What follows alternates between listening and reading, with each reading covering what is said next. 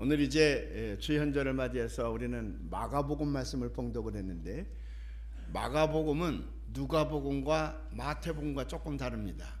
마태, 마가, 누가를 공관복음서라 그래서 같은 책으로 우리가 늘 분류를 하거든요. 근데 시작이 좀 달라요.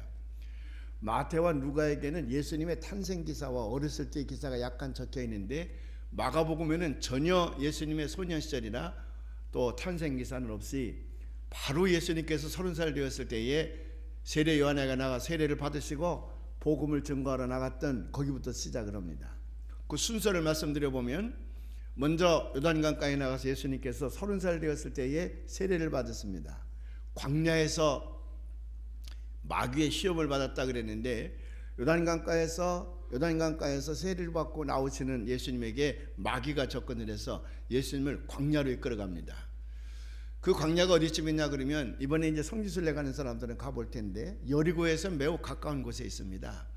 그래서 이렇게 산으로 나무가 없는 황토밭, 자갈밭 산으로 되어져 있는데, 거기서 예수님께서 40일 금식 기도를 하신 다음에 나왔더니, 세례를 받고 40일 금식 기도를 하고 나왔더니 금방 내 이제 마귀가 달라붙어서 세 가지 시험을 하게 되지요. 물론 예루살렘 성전까지 데려가서 성전에서 뛰어내리라 하는 시험까지도 했습니다만은, 세 가지 시험을 예수님께서 거뜬히 물리치시고 곧바로 어디 가시냐면 갈릴리 호숫가로 가시는 거예요.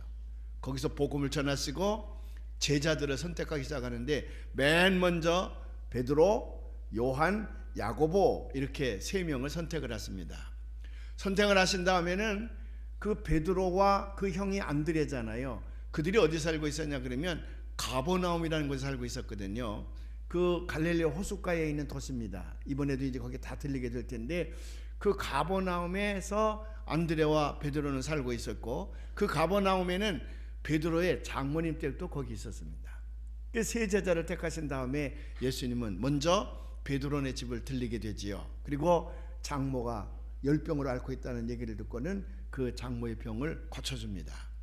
이 장모가 열병으로 침대에서 꿍꿍 앓고 있었는데 예수님께서 이렇게 세우시니까 금방 내 일어났어요.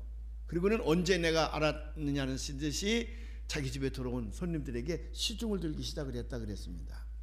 자, 이런 소식이 온 이제 가버나움과 그 인근 마을에 이제 전해지게 되니까 수많은 사람들이 예수님께 달려오는 겁니다. 예수님께 달려오면 귀신 들린 자가 그 귀신이 내쫓김을 당하고요, 어떤 병에 걸렸든지 병든 자들이 예수님께 다가오기만 하면 그 병이 다 나았습니다. 그러니까 얼마나 많은 사람들이 모여들었던지 오늘 성경에 뭐라고 기록되어 있습니까? 온 마을이, 온 동네가 다 예수님이 머물고 있는 집 문 앞에 모였더라. Whole town gathered at the door. Whole town, 온 마을이 at the door, 문 앞에 gathered, 모였더라. 그렇게 표현을 해서 아주 멋진 표현이에요. 어떻게 온 동네가 마을로 모일 수가 있겠습니까? 근데 이건 비유적인 건데, 온 동네 사람들이 예수님이 거주하시는 문 앞에 모였더라 그랬는데, 막 그만큼 사람들이 많이 모였다고 하는 얘기일 것입니다. 가버나움에 있는 사람들만 모인 것이 아니라 그 인근 주변의 다른 마을 사람들도 다 그곳에 모이게 된 거예요. 아마도 예수님은 너무 많은 병자들이 찾아왔기 때문에 밤늦게까지 그들을 치료해 주셨을 것입니다. 그리고 한밤중에 잠깐 눈을 붙이신 후에 이른 새벽에 인근 야산 한적한 곳에 가서 새벽 제단을 쌓는 거예요. 새벽 기도를 하고 있는데 새벽부터 얼마나 사람들이 모여드는지, 제자들이 기도하고 있는 예수님께 다가가서, 예수님, 너무나도 많은 사람들이 모였습니다. 모든 사람들이 주님만을 찾습니다. Everyone is looking for you. Everyone is looking for you. 모든 사람이 주님만을 찾습니다. 그렇게 예수님께 고하는 장면이 나와요. 오늘 설교의 주제를 거기서 딴 겁니다. 모든 사람이 주님을 찾고 있습니다. 모든 사람이 주여 당신을 찾고 있습니다. 오늘의 설교의 주제예요. 우리 다 같이 따라서 봐요. 모든 사람이 주님을 찾습니다. 예수님은 이제 모든 사람들이 찾는 사람이 됐다 그 말이에요. 왜 예수님을 모든 사람들이 다 이렇게 찾게 되었을까? 뭐 간단하지요. 예수님이 그들이 필요한 것을 충족시켜 주기 때문에 그래요. 그들이 필요한 것이라면 모든 것을 충족시켜 주기 때문에 모든 사람들이 예수님을 찾아왔습니다. 모든 사람들이 예수님을 찾았습니다. 자, 예수님을 찾을 경우에 어떤 필요가 충족되어지는가? 물론 여러 가지가 있지만 인생을 살아가는 데 있어서 가장 중요한 세 가지만을 여러분들에게 말씀을 드리려고 합니다. 첫째는 뭐냐면, 왜 사람들이 예수님을 찾느냐 그러면 예수님께서 인생의 방향을 제시해 주기 때문에 그래요. 인생이 살아가야 할 방향을 올바로 제시해 주기 때문에 모든 사람들이 예수님을 만나기를 원합니다. 예수님께서 말씀하시기를 I'm the way, the truth and the life, 그런 말씀을 하셨잖아요. 나는 길이요 진리요 생명이다. 예수님께서는 길이었습니다. 우리가 살아갈 방향을 분명히 제시해 주는 분입니다. 사랑하는 여러분, 우리는 바삐 살다 보면 내가 왜 여기 이 인생을 살아가는 것인지, 나는 무엇 때문에 오늘을 살아야 하는 것인지, 내 인생의 길은 지금 어디로 가고 있는지 그런 걸 전혀 생각하지 아니하고 그 방향 감각을 상실한 채 하루하루를 살아갈 때가 많이 있습니다. 아니, 방향 감각을 상실했다기보다는 아예 방향을 설정해 놓지 아니하고 그저 하루하루를 먹고 즐기고 잠자고 먹고 즐기고 일하고 잠자고 하면서 하루하루를 아무런 방향 감각 없이 인생을 살아가는 경우가 많이 있다고 하는 얘기입니다. 1960년대에 아주 히트를 쳤던 드라마가 있지요. 그게 뭐냐면 하숙생이라고 하는 것인데, 그 드라마의 주제가가 최희준 씨가 아주 허스키 보이로 불렀던 겁니다. 인생은 나그네 길 하면서 1960년대 살았던 사람들은 이거 안 불러본 사람이 없어요. 인생은 나그네 길, 어디서부터 왔다가 어디로 가느냐, 구름이 흘러가듯 그냥 아무렇게나 흘러가면 되는 것이냐, 자조가 섞인 그런 유행가였지요. 많은 사람들은 그저 하루하루 살면 되지, 내 인생의 목표 지점이 어디인지, 나는 지금 어디를 향하여 살아가고 있는지 그걸 상실했거나 아예 설정해 놓지 못하고 살아가는 경우가 많이 있어요. 그러다가 60년, 70년, 80년 살다가 죽음에 이르게 됩니다. 그제서야 뒤를 돌아보고, 아, 내가 잘못 살았구나. 내가 이렇게 살면 안 되는데, 내가 열심히 살 때에는 이렇게 살면 되는 줄 알았는데 살아놓고 보니까 그 방향이 아니었구나, 잘못되었구나 후회하는 사람이 참 많아요. 제가 많은 분들의 임종을 지켜봅니다마는 돌아가시는 분들이 내가 돈을 많이 못 벌어서, 공부를 많이 못해서, 뭐 내가 권세를 많이 얻지 못해서 그런 것 때문에 후회하는 사람은 거의 없습니다. 뭘 가지고 후회하냐면 인생을 잘못 살았다는 거예요. 잘못 살았다는 거예요. 오늘 사랑하시는 여러분, 우리는 날마다 우리에게 던져야 될 질문이 있습니다. 왜 나는 살고 있는가? 무엇을 위해 살고 있는가? 내가 가고자 하는 인생의 목표 지점은 어디인가? 지금 내가 열심히 살아가고 있는데 내가 무엇 때문에 이렇게 열심히 살고 있는가? 그냥 단지 먹고 즐기고 잠자기 위해서 살아간다 그러면 우리는 짐승과 다를 바가 없지요. 저 소나 돼지나 저 염소나 저 짐승들, 개 같은 짐승들은요, 그냥 하루하루 먹고 사는 게 다야. 사람이 그들과 다른 점은 뭐냐면, 나는 저 짐승들과 달리 지금 어디를 향해서 내가 살아가고 있느냐고 말이죠. 내 목표의 지점은 뭐냐? 인생의 목적과 방향을 늘 질문을 하고 그거에 대한 대답을 해야 됩니다. 제가 이제 대학을 졸업하고 군대에 가야 되기 때문에 공군 장교 시험을 보고 들어갔습니다. 수십 대 1의 경쟁률을 뚫고 제가 공군 장교에 합격을 했어요.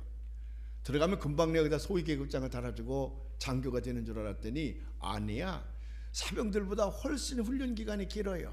사병들은 그저 4주에서 6주만 훈련 받으면 되는데, 장교 받는데 5개월, 최소한도 5개월 훈련을 받는데 사병들보다 너무 훈련이 강합니다.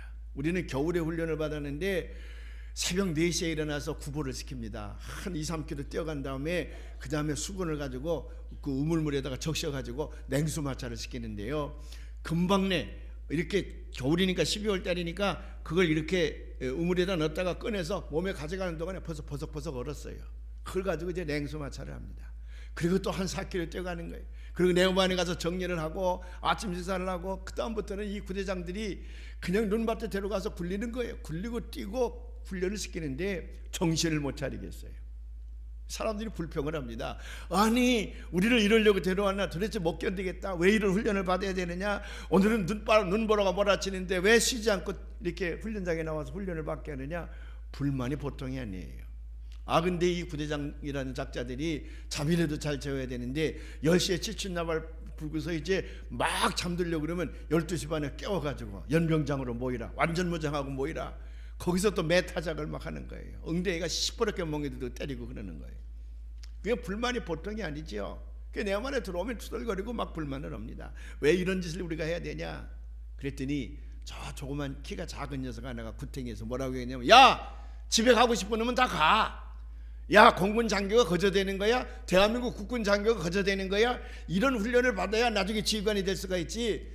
너희들 집에 가라. 육군 1등분 되는 거 아무도 말릴 사람 없어. 불평하지 마. 네가 불평하니까 나까지도 괜히 신경질나. 소리를 냅다 질렀어요. 국군 장교가 그냥 되는 거냐? 이런 어려운 훈련을 받고 나서 소위계급장을 붙이는 거지. 그러니까 지휘관이 되고 많은 사병들이 그 지휘관을 따르는 거 아니야? 소리를 냅다 지르니까 거기 항변할 사람이 하나도 없어. 왜? 그게 맞는 얘기거든요. 우리가 5개월 6개월 기본 군사훈련을 받는 까닭은 분명한 목표가 있어. 이 훈련을 마치면 내가 국군 장교가 될 수 있다는 거거든요. 그러니까 그 어려운 시련도 충분히, 훈련도 충분히 해내는 겁니다.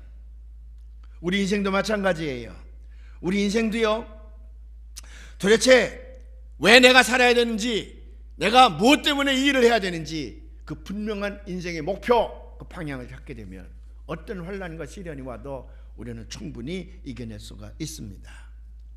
우리 인생은 그렇기 때문에 속도가 문제가 아니라, 빨리 출세하지 못했다고 해서 괜히 그것 때문에 불평할 거 없어. 속도가 문제가 아니라 not speed, 방향이 문제예요. What direction, what direction, 방향의 문제였다. 그런데 우리가 예수님을 만나게 되면, 우리가 예수님을 믿게 되면 우리는 바로 거기서 인생의 방향을 알게 된다, 그 말이에요. 제가 이제 입관한 다음에 조종훈련을 받았습니다. 조종훈련을 받았기 때문에 지금은 다 은퇴했지만 저 카레나 아시아에 저 군대 동기생들이 비행기 기장으로 이제 일한 사람들이 많이 있어요. 가끔 제가 미국이나 외국에 갈 때에 가만히 기장이 누군가 들어보면 우리 동기생이 나와요. 그럼 메모를 제가 보냅니다. 나 여기 있어. 그러면 얼른 제 동기생이 와서 조정실로 가자 그래요. 이제 조정실에 가서 거기 가서 이제 이런 얘기 저런 얘기, 옛날 남자들이 모이면 맨날 군대 얘기하는 거죠. 뭐 여자들이 그렇게 싫어하는데도 우리는 그냥 군대 얘기 평생 하는 거예요. 그리고 조종사들에게는 1등 칸의 고급 음식이 나와요. 혹시 내가 거기가 있으면 1등 칸에서는 고급 음식을 먹을 수도 있을 텐데, 이 친구들은 밤낮 먹는 거니까 그거 안 먹고 라면 끓여오라 그래요. 라면. 그래서 그 녀석 때문에 라면도 몇 번 먹었네. 그 아까운 1등 음식 못 먹고 말이죠. 늘 먹으니까 이제 질리는 거지요. 근데 요즘에는 우리가 옛날에 조종훈련을 받을 때는 조종관이라는 게 이제 있지 않습니까? 그걸 가지고 사람이 눈으로 다 조종을 했습니다. 그래서 목축으로 한다 그러죠. 내릴 때도 그렇고, 내릴 때 랜딩 한다 그랬는데, 랜딩할 때도 그렇고, 뜰 때도, 테이크오프 할 적에도 뜬다 그러는데, 비행기가 뜨를 때도 방향 조정할 때도 그렇고, 언제든지 내 목축을 가지고 기계를 조작하면서 운전을 했는데, 조정을 해. 지금은 전부 컴퓨터가 되어 있어서 그냥 컴퓨터가 다 합니다. 그러니까 인천공항에서 떠가지고 36,000피트로 날아라, 관제사가 얘기를 하면 36,000피트 딱 올라가서는 저 로스앤젤레스로 간다 그러면 로스앤젤레스에다가 컴퓨터로 딱 조정해 놓으면 그 다음부터는 뭐 조종사들이 다 놀고 낮잠 자고 그래도 비행기는 거기까지 가는 거예요. 뭐 얼마나 편한 세상이 됐습니까? 그러니까 그 안에서 별짓 다 하는 거죠. 뭐 이런 얘기도 하고 저런 얘기도 하고. 그러니까 조종사들이 그 안에서 딴짓 못하게 하려고 일지를 쓰게 하더라고요. 일지를 쓰게. 그래서 뭐 구름이 얼마로 지나간다, 뭐 비행기가 지나간다, 그런 걸 이제 10분 15분 간격으로 쭉 일지를 쓰게 해요. 딴짓 못하게 하느라고. 잠은 어떡하겠어요. 근데 이제 이 조종사가 저한테 설명을 하는 겁니다. 야, 우리 배울 때는 전혀 달라. 요즘은 다 자동 시스템이야. 그러면서 그 맞추는 방법이 다 보여줘요. 그러니 비행기가 다 고정해서 36,000피트로 쫙, 어떤 건 32,000피트로 쫙 가는 거예요. 근데 LA 근방에 가면, 거기 이제 태평양 그 마지막 근에 가면 돌풍이 잘 불어와요. 어김없이 그쪽은 비행기가 흔들리기 시작을 합니다. 막 비행기 흔들려요. 그러면 이제 기장이 마이크를 잡고, 지금 기압의 변화로 말미암아 비행기 동체가 많이 흔들리니 나돌아다니지 말고 자리에 앉아서 이 안전벨트를 잘 매고 있으라고, 그렇게 이제 안내 방송을 해요. 저희들은 매지도 않아. 늘 경험하는 거니까 저희들은 매지도 않으면서도 이제 승객들에게는 안내 방송을 하지요. 비행기가 막 한 20분 흔들려요. 그러더니 다시 이제 조용히 갑니다.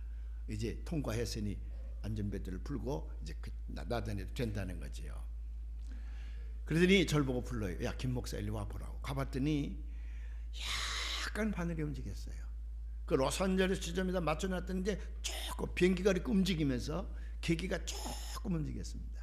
요대로 놔두면 저 남아메리카 칠레로 간다는 거예요. 칠레. 열대 조종사가 필요하다는 거예요. 그러면서 옆에 있는 레버를 가지고 컴퓨터를 다시 조작을 하니까 로스앤젤레스 딱 맞춰집니다. 이제는 걱정하지 않아도 되는데 그대로 로스앤젤레스까지 자동 항법에 의해서 이 비행기는 앉는다는 거예요. 제가 그걸 보면서 그래, 오늘 교회와 예수님이 바로 이런 일을 하는 겁니다. 여러분들이 세상에 바삐 살다 보면 그 세상의 열질, 물질, 문명과 명예와 권세에 우리가 그냥 거기에 휩싸여서 바삐 살다 보면 내가 왜 사는지, 내가 어디로 가는 건지 잊어버릴 때가 많아요. 근데 교회는 말씀과 기도와 찬양과 여러 가지 훈련을 통해서 잘못되어진 인생의 방향을 바로 잡아주기도 하고, 또 예수님, 우리가 예수님만 바라보고 있으면 분명한 목표 지점을 예수님께서 우리에게 제시해 주신다 그 말이지요. 그래서 사람들은 예수님을 찾고 있는 겁니다. 예수님을 찾고 있는 거예요. 1944년 12월 달에 2차 대전 때 일어났던 일인데, 미국 군인과 미 연합군이 독일과 싸우지 않습니까? 그래서 이제 한 6개월 동안 전투를 벌이면서 연합군이 합세해서 이제 독일군을 향해서 진격해 들어가기 시작을 합니다. 이 독일군은 계속 후퇴를 하는 거예요. 그래서 이 연합군이 이제 편안한 마음을 가지고 계속 진격을 해 가는데, 갑자기 앞에 가던 큰 대형 트럭이 삑 섰습니다. 왜 서나 봤더니 앞에서 매복을 하고 있던 독일군이 공격을 해오는데, 그 앞에 가던 일개 병력들이 그냥 전멸하는 거예요. 가지를 못합니다. 거기 멈춰 있어요. 그 방어선을 뚫고 지나가야 독일을 침략해 들어갈 수가 있는데, 얼마나 방어선을 든든하게 구축해 놨는지 도저히 갈 수가 없습니다. 그러니까 이 무전병이 있다가 후방에다가 무전을 치는 거예요. 앞에 엄청난 독일군 방어 진지가 있는데 우리 병력 가지고는 안 됩니다. 증원군을 보내야 됩니다. 그래서 무전을 쳤어요. 그 무전을 누가 들었냐면 독일군 병사 무전병이 들었습니다. 그 이 친구가 뒤에서 이제 후방군이 오게 되면 우리가 전멸하겠구나, 상관에게 보고를 합니다. 그랬더니 독일군 사령관이요, 최첨단 독일 병사들을 선발을 해가지고는 그들에게 이제 미군 복장을 하게 합니다. 미국 군인 복장을 하게 한 다음에 비행기로 그들을 실어서 저 연합군 후방에다 갖다 낙하산으로 떨어뜨려 놨습니다. 떨어지는 이 독일군 병사들은 미군 복장만 있지 무기가 없어요.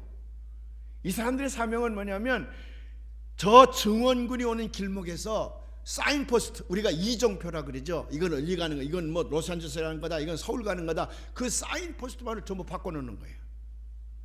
그러니까 이 연합군들은 자기 동네가 아니거든요. 지금 남의 나라에 와서 싸움을 했는데 지도와 그 사인포스트만을 가지고 이제 공격해 들어가는데, 분명히 이쪽으로 가야 될 것 같은데 사인포스트가 저쪽으로 되어 있거든요. 그러니까 사인포스트로 가야지. 이 방향을 틀어서 그쪽으로 가다 보면 거기 독일군이 매복하고 있다가 그냥 거기 오는 부대를 전멸시키는 거라.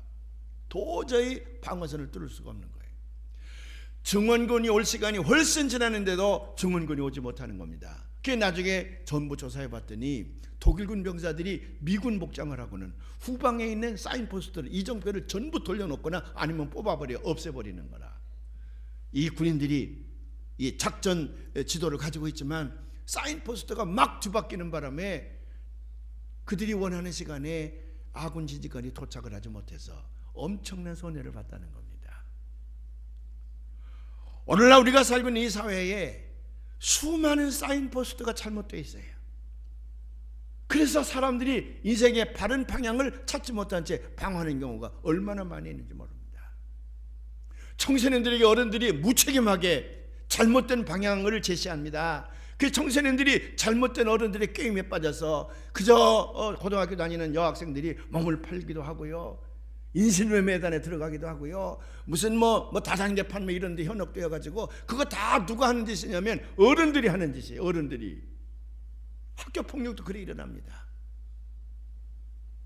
오늘날 교육의 사인포스트, 또 윤리의 사인포스트, 또 도덕의 사인포스트, 과학의 사인포스트, 종교의 사인포스트, 문화의 사인포스트가 잘못되어져 가지고 이 사인포스들이 혼선을 이루어가지고 자라나는 청소년들이 인생의 올바른 방향을 찾지 못한 채 방황하는 경우가 얼마나 많이 있습니까? 그래서 우리는 언제든지 주님을 바라보고 인생의 방향을 바로잡아야 될 줄로 믿습니다. 주님의 말씀을 듣게 될 때에 인생의 목적지가 어디인지, 어디를 향하여 우리가 가야 되는지를 분명히 발견할 수가 있다고 말이에요. 근데 방향을 잃으면요, 당황되니까요, 지도도 소용이 없어요. 제가 한 번은 유학 중에 한국에 나이 많으신 목사님들이 오셨습니다. 와서 김 목사, 여기 저 웨슬리가 와서, 그 웨슬리 목사님 와서 선교에 실패했던 사바나라는 곳이 있지, 거기 가면 그 웨슬리 목사님이 처음 도착했다는 곳에 동상이 있다는데 거기 좀 한번 보여달라 그래요. 과거에 제가 한두 번 제가 간 적이 있었거든요. 걱정하지 말라고. 그 목사님들을 뒤에다 싣고서는 제가 갔습니다. 큰 고속도로를 따라가면 그냥 이 길을 잊어버리지 않고 갈 수가 있었을 텐데, 제가 그러면 그 숲속으로 들어가면 질러가는 길이 있어서 제가 질러가는 길로 간다고 그 숲속으로 들어갔다가 길을 잊어버렸어요. 3시간을 제가 헤매는데요, 얼마나 땀을 뺐는지 몰라요. 지금처럼 이렇게 뭐라 그러나 내비게이션 같은 게 있으면 얼마나 좋겠어. 그때는 그럴 때도 없는 거고, 지도는 가지고 있는데 그 지도를 보고는 도대체 찾을 길이 없어요. 뒤에 타고 있는 목사님들이 그 가는 길을 알지 못해서 다행이지, 만일 그분들이 그 길을 알았더라면 제가 찐빠당했을 겁니다. 근데 이 양반들은 근데 내가 가는 길이라니 그러고, 야 멀다야, 예 멀어요, 좀 멀어요.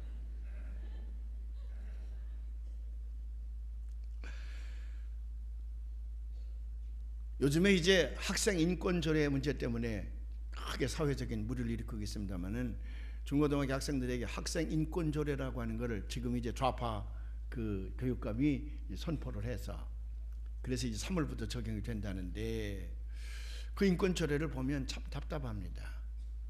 우리 사립학교 가운데 기독교 학교가 많이 있는데, 그 사립학교를 처음 선교사들이 와 세울 때에, 그리고 뜻 있는 기독교의 지도자들이 그걸 세우게 될 때에 건학 이념을, 기독교 정신이거든요, 성경적 가치관을 가르치고자 그 학교를 세운 거거든요.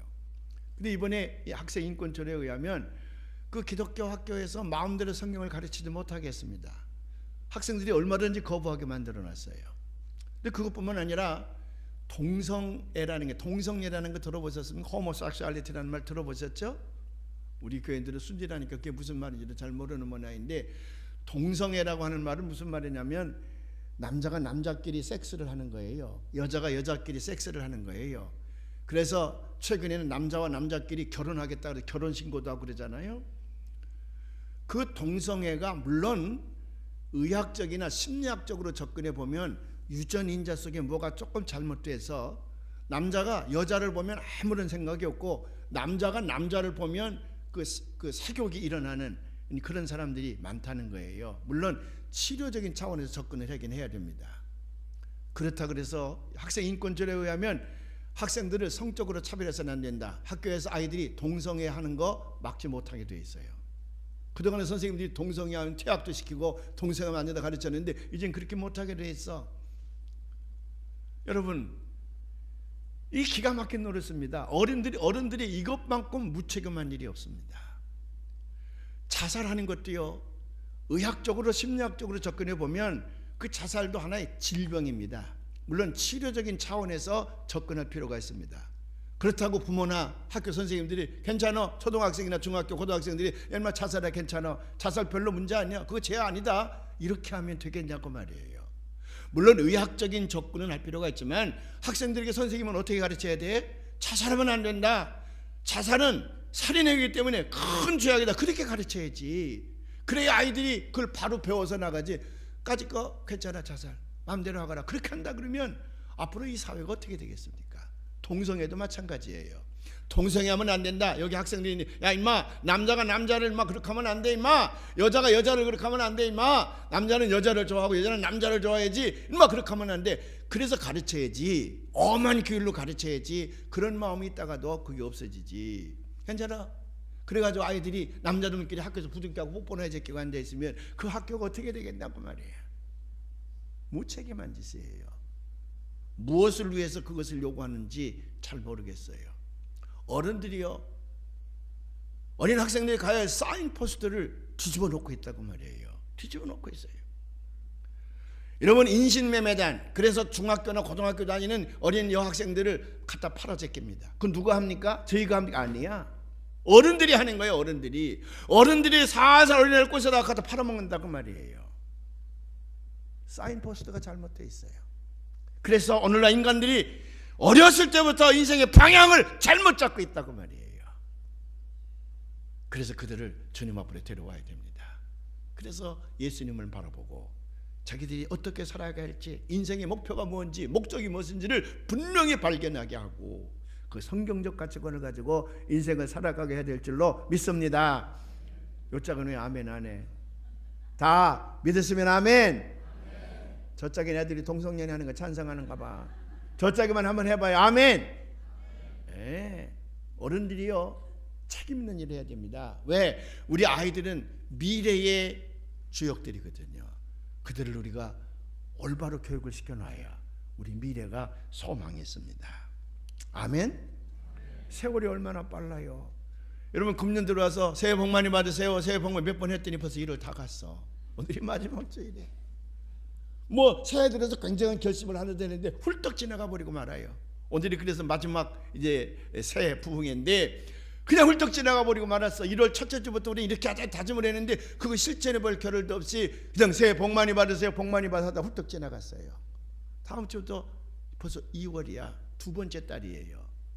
이렇게 빠르는 세월 속에서 우리는 왜 살아야 되는지, 무엇을 위해 살아야 되는지, 어디를 향해야 우리 인생길을 가야 하는지 우리 예수님 앞에서 분명히 찾아야 될 줄로 믿습니다. 그래서 모든 사람들이 예수님을 찾는 거예요. 왜? 예수님에게서만이 인생의 올바른 길을 찾을 수 있기 때문에 그렇습니다. 사랑하는 여러분, 예수님에게 돌아오시기를 바랍니다. 많은 사람들을 예수님에게 데려오기를 바랍니다. 그래서 그들이 예수님을 바라보고 거기서 인생의 방향을 찾게 해야 될 줄로 믿습니다. 더 크게 아멘. 둘째로, 사람들이 예수님을 찾는 이유는 예수님 안에서만 내가 누구를 따라가야 할지를 발견할 수가 있기 때문에 그렇습니다. 다시 말하면 예수님만이 우리 인생의 참 안내자임을 알기 때문에 사람들은 예수님을 찾는 거예요. 여행을 가잖아요. 다음 주간에 우리가 이제 성지순례를 가는데 성지순례를 갈 때 가이드가 옵니다. 안내자가 와야 돼요. 그래서 그 안내자를 따라서 우리는 쉽게 여행을 할 수가 있습니다. 만약 안내자가 없으면 우리는 방황하게 됩니다. 인생길도 마찬가지입니다. 누군가 안내자가 있어야 돼. 우리가 따라가야 될 안내자가 있어야 돼. 그 안내자가 예수님이다고 말이죠. 그러니까 예수님은 우리의 길 안내자가 되기 위하여 길의 방향과 목적지만 우리에게 가르쳐주는 것이 아니라 그분은 우리의 안내자로 우리와 동행하신다고 말해요. 그래서 주님께서 뭐라고 말씀하셨습니까? 세상 끝날까지 내가 너와 함께하리라. 부활하신 예수님이 영적으로 우리 안에 오셔서 우리 인생길에 주께서 동행해 주시는 줄로 믿으시기를 바랍니다. God with us. 우리와 함께 하신 하나님이야. God with us. 우리와 함께 하신 하나님. 우리와 동행하시는 하나님입니다. 그래서 그 예수님과 안심하고 갈 수가 있다고 말해요. 제가 어느 책을 읽는데 2차 세계대전 때 일어난 일입니다. 미군의 1개 소대가 이제 독일군을 향해서 이제 공격에 들어갑니다. 근데 그만 독일군의 유혹에 빠졌어요. 그래서 독일군의 유혹에 빠져 독일군을 진격에 들어가다 보니까 그만 지뢰밭 한가운데에 자기들이 딱 갇히게 됐어요. 거기를 건너가야만이 독일군 방어진지를 뛰어넘어서 독일 땅으로 들어갈 수가 있는데 그쪽으로 가는 길인 줄 알고 독일군 뒤를 쫓다가 그만 그들의 유인책에 빠졌습니다. 그 지뢰밭 한가운데 딱 서게 됐어요. 지뢰밭을 건너갈 수가 없습니다. 뒤에서는 벌써 그걸 알고 다른 독일군 병사들이 이제 자기들을 추격해 온다고 말이에요. 어떻게 이 지뢰밭을 뚫고 들어갈까 고민이 됩니다. 그때 소대장이, 젊은 소대장이요, 참 신실한 크리스찬이었는데 그가 하나님 앞에 그 막다른 골목에서 기도를 합니다. 그러더니 자기 소대 병력들에게 작전 명령을 내리는 거예요. 자, 이제부터 내가 작전 계획을 발표한다. 내 작전 명령에 여러분들이 다 따라야 된다. 이 지뢰밭을 건너가는데 맨 먼저 병사 하나가 지나간다. 병사가 조심스럽게 지뢰밭을 지나가는데 분명한 것은 발자국을 뚜렷이 남기거라. 분명히 발자국을 남기고 그 다음에 또 발자국을 남기고 그러고 가거라. 가다가 잘못 지뢰를 밟아서 터지거들랑 그 사람이 희생되거들랑 그 다음 사람이 그 사람 발자국을 따라갔다가 그 사람이 죽은 이전부터 다시 또 발자국을 남기거나 되게 발자국을 남기다 가다가 또 그 사람이 희생당하면 제3의 사람이 간다. 이렇게 해서 우리는 이 지뢰밭을 통과한다. 뭐 확실한 방법이지. 그러고 작전명령을 듣고 소대원들은 겁이 나는 거예요. 그럼 누가 먼저 앞에 갈 거냐? 분명히 이거 죽게 될 건데 모두가 다 겁이 나는 거예요. 작전명령을 다 이제 하달한 다음에 자 이제부터 우리는 한 사람씩 앞으로 나갈 것이다. 병사들이 조용합니다. 뒤에서 어떤 병사 하나가 좋습니다. 우리는 소대장의 명령대로 앞으로 나가겠습니다. 누가 먼저 나가요? 누가 먼저 나가? 죽을 게 뻔한데. 근데 소대장이 딱 내 작전 명령을 분명히 이해했나? 알았습니다. 이해했습니다. 그럼 지금부터 실시한다. 맨 먼저 내가 간다. 맨 먼저 내가 앞장서고 그 뒤에 내가 희생당하거나 선임하사가 오거라. 그리고 선임하사가 희생당하거들랑 누구인가 세계의 자유를 위하여 이 한 목숨을 기꺼이 바치겠다 결심이 쓰거들랑 그 사람이 세 번째 오거라. 그 다음에 결심이 쓴 사람이 네 번째 오거라. 그래서 반드시 우리 소대 병력은 여기를 통과한다. 그리고 소대장이 앞서 탁 나가는 거예요. 뒤에 있는 병사들이요, 소대장이 한 발자국 한 발자국 앞으로 가는데 뒤에 있는 병사들이 가슴 속에서요 막 끓어오르는 거야. 애국심이 끓어오르는 거예요. 내가 세계 인류의 자유를 위해서 이 한 목숨을 바치게 되겠다는 충성심이 끓어오르는 거예요. 가슴이 뜨끈거리는 거야. 그러면서 소대장이 한 발자국 한 발자국 발을 옮겨올 때마다 기도를 하는 겁니다. 하나님, 우리 소대장님 안전하게 발을 내딛게 해주시옵소서. 만일 소대장이 희생당하면 선임하사 그 다음에 누가 할 거냐? 서로 한다는 거야. 내가 한다는 거야. 전부 한다는 거야. 그러면서 앞서가는 소대장을 위해서 기도하는 겁니다. 참으로 다행히 소대장이 지뢰를 밟지 아니하고 무사히 그 밭을 통과하게 됩니다. 그때 이 병사들이요, 만세, 우리 소대장 만세. 그러면서 소대장 발자국을 따라서 그 지뢰밭을 건너갔다는 유명한 실화월세다. 2차 세계대전 때 영웅담이었습니다. 얼마나 훌륭한 지휘관입니까? 정말 용기 있는 지도자 아닙니까? 오늘날 그런 지도자가 우리에게 있다 그러면 우리 얼마나 행복하겠습니까? 바로 예수님이 그런 지휘관이요, 그런 지도자예요. 그분이 저 갈보리 언덕에서 왜 십자가를 지셨습니까? 우리의 죄값을 대신 치러주시기 위하여 당신이 그 모든 십자가를 지시고 당신의 생명을 희생하지 않았습니까? 그리고 하시는 말씀이 Follow me, 나를 따라가라, 나를 따라가라.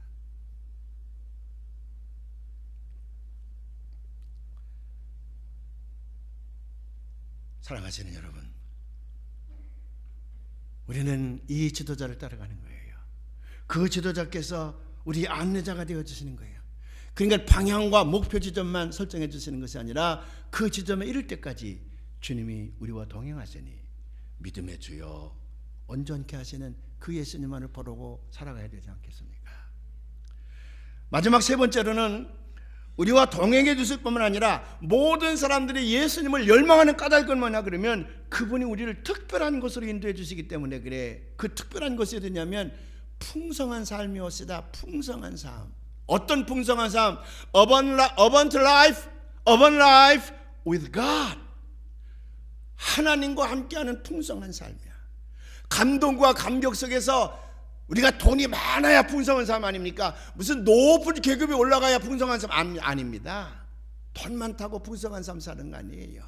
높이 올라갔다고 해서 풍성한 삶 사는 거 아니에요. Abundant life는요, 감동과 감사가 넘쳐나는 삶이야. 감동과 감사가 넘쳐나는 삶. 비록 내게 무화과 나무 열매는 없다 할지라도, 외양간에 소가 없다 할지라도 내 마음속에 감동과 감사가 넘쳐나면 나는 이 땅 위에서 abundant life예요. 풍성한 삶을 사는 거예요. 그리고 저 천국에 가서도 주님과 더불어 풍성한 삶을 사는 거예요. 예수님은 우리를 그쪽으로 인도하시는 분이다, 그 말이에요. 우리가 하나님과 더불어 살 만한 충분한 자격이 있어서요, 우리가 천국에 들어갈 수 있는 충분한 공력이 있기 때문입니까? 아닙니다. Not because we deserve it. 우리는 천국에 들어갈 만한, 하나님과 함께 풍성한 삶을 살 만한 곳으로 갈 만한 그런 자격이 있는 것이 아니라 But because of what Jesus has done for us. on Calvary.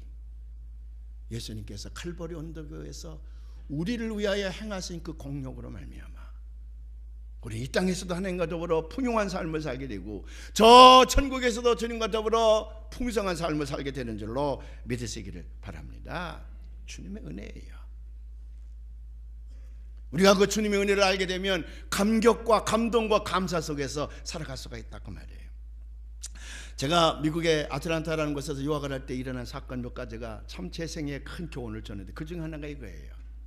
미국의 주택이라고 하는 건 우리처럼 이렇게 다 단독주택들이 우리처럼 울타리가 있는 게 아니라 그냥 쭉 잔디밭으로 되어 있죠. 그러면서 이제 그 앞에는 도로가 이렇게 나 있고 그 도로에서 자기 집으로 들어가는 그 자동차 그 파킹라서 들어가는 그런 그 도로가 있죠. 조그만 이렇게 이제 콘크리트로 친 그게 있죠. 쭉 이제 잔디밭입니다. 이 신혼부부나 3살 먹은 딸을 가진 이 부부가요 오래간만에 쇼핑을 갔습니다. 그래서 많은 물건을 샀어요. 그 이제 자기 집 파킹라스다가 차를 세워놓고 3살 먹은 아이를 이제 내렸습니다. 그게 답답해하니까 집 앞이니까 내리게 하고 아빠와 엄마가 많이 산 물건들을 이제 차 안에서 끄집어내서 집 안으로 나릅니다. 이 아이가 잔디밭에서 놀다가 아장아장 걸어서 그 도로가로 가는 거예요.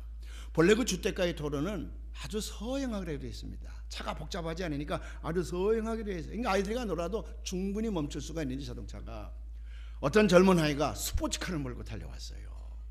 스포츠카로 왱 하고 달려오니까 아빠가 물건을 두고 가다 보니까 스포츠카에서 달려오는데 자기 딸이 있는 곳으로 달려오거든요. 그러니까 이 아빠가 물건을 집어 던지고 뛰쳐가서 자기 딸아이를 잔디밭 쪽으로 팍 밀쳤습니다. 그리고 자기는 그 차에 치여서 죽었어요. 딸을 위해서 목숨을 희생한 아빠의 사랑, 신문에 큰 기사가 났어요. 그때 제가 그걸 읽으면서요 무슨 생각을 한 줄 아십니까? 이 아이가 나중에 자라서 왜 나는 아빠가 없나? 사춘기를 지났을 때 엄마에게 물지 않겠습니까? 왜 나는 아빠가 없어요? 그럼 엄마가 설명을 할 겁니다. 너를 살리기 위해서 아빠가 그렇게 희생을 했단다.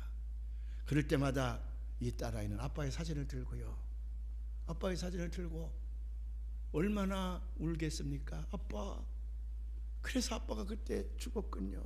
아빠 고마워요. 감사해요. 자기가 시집을 갑니다.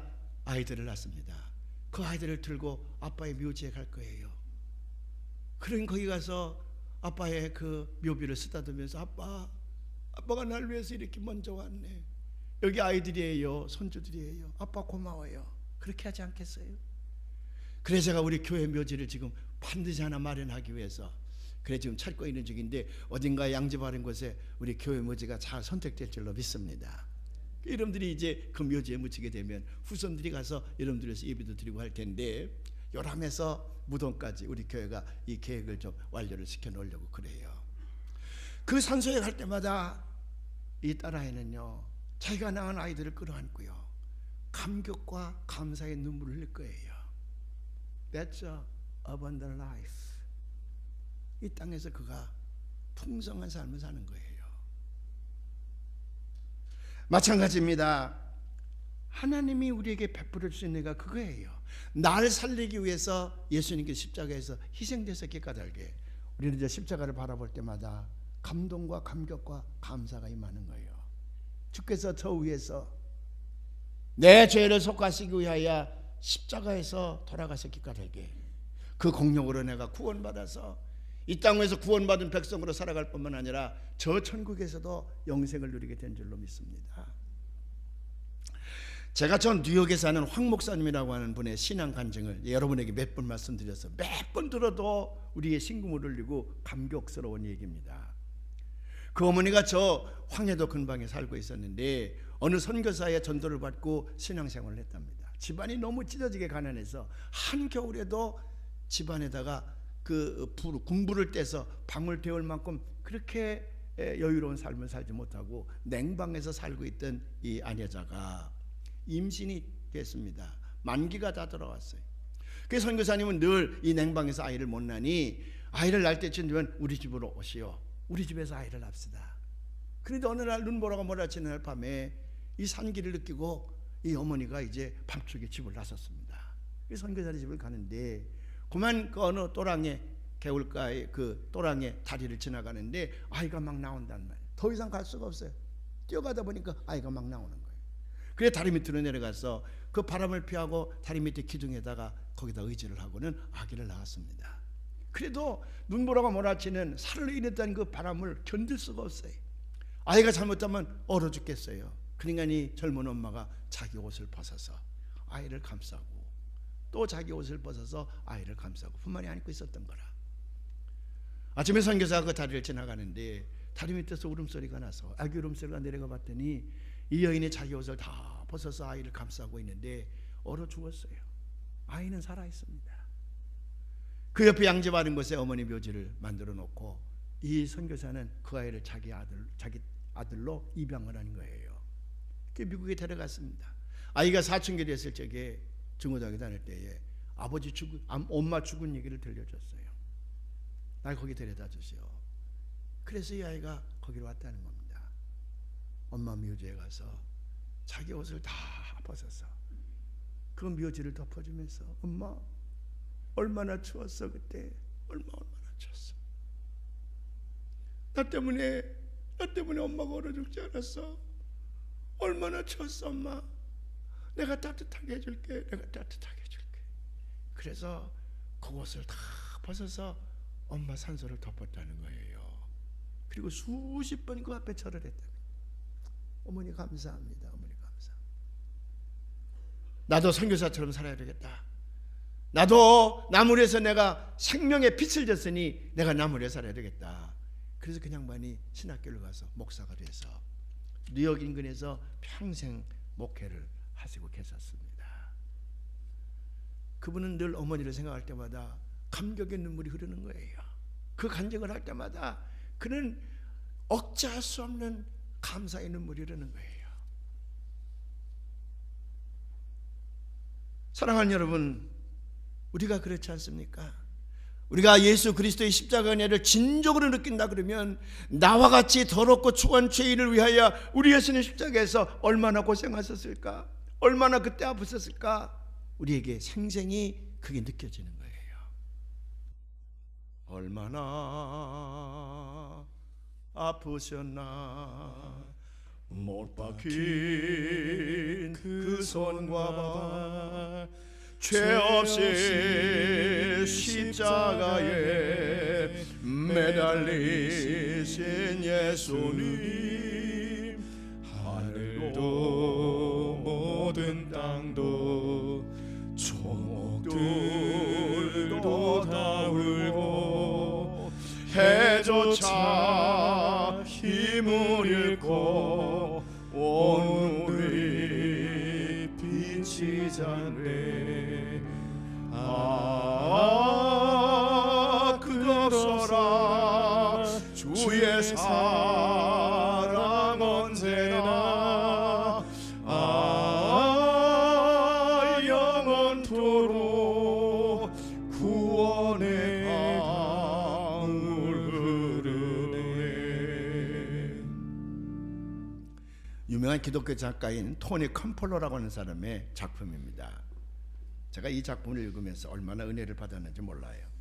천국에 가면 문지기가 누구라고요? 베드로예요.